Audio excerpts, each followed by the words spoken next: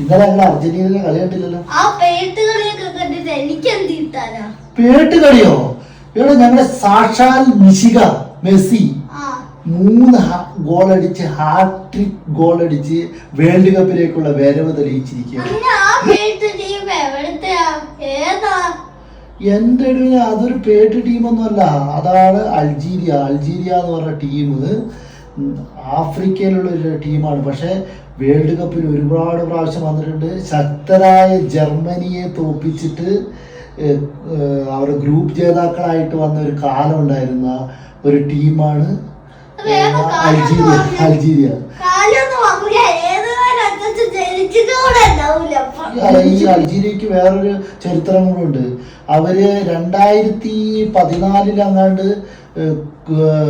ക്വാർട്ടറിൽ വന്ന ടീമാണ്. അല്ലാണ്ട് വെറും ഊള ടീമായിട്ട് നിങ്ങൾ കണക്കൂട്ടരുത്. കാരണം ഈ അർജന്റീന എപ്പോഴും ഗോളടിക്കുമ്പോഴും മെസ്സി ഗോളടിക്കുമ്പോഴും ബ്രസീൽ ഫ്രാൻസിനും പോർച്ചുഗലിലും ഒക്കെ ഒരു ചെറിയ ഇതുള്ള ഒരു കുഴപ്പമാണ് ഇവരുടെ. നെയ്മർ എന്നാ കളിക്കാൻ പറയുന്നത്? ഏത് സുൽത്താൻ? ഓ ബ്രസീൽ സുൽത്താൻ. നിങ്ങളുടെ നൈബർ വയ്യാതെ കിടക്കുന്ന അവരെ ഇത് എങ്ങോട്ട് വരാനാ? വരുമോ? വന്നാലും കാണാം എന്തൊക്കെ കാണിക്കുന്നത്. പിന്നെ നൈമർ ഒരു പ്ലെയർ ആണ്, നമുക്ക് അംഗീകരിച്ചേ പറ്റുള്ളൂ. വന്നിട്ട് നമുക്ക് ആലോചിക്കാം എന്താ ചെയ്യാൻ പറ്റുമെന്നുള്ളത്. പിന്നെ ഇന്നലത്തെ അൾജീരിയ ഒരു ലോക്കൽ ടീമല്ല, അത് നിങ്ങൾ മനസ്സിലാക്കണം.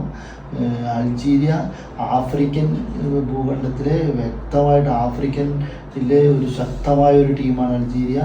അൾജീരിയക്ക് ഒരുപാട് പ്ലെയേഴ്സ് ഉണ്ട്. ഇസാം, റിയാസ്, അങ്ങനെ ഒരുപാട് പ്ലെയേഴ്സ് ഉള്ള ഒരു രാജ്യമാണ്. മാഞ്ചസ്റ്റർ സിറ്റിക്ക് വേണ്ടി കളിക്കുന്ന പ്ലെയേഴ്സുകളുണ്ട് അതിനകത്ത്. അപ്പോൾ അവർ ശക്തമായി സ്പീഡ് അറ്റാക്ക് ചെയ്യുന്ന ഒരു ടീമാണ് അൾജീരിയ. അപ്പോൾ അൾജീരിയയാണ് ഞങ്ങളുടെ അർജന്റീന 3-0 തോൽപ്പിച്ചത്.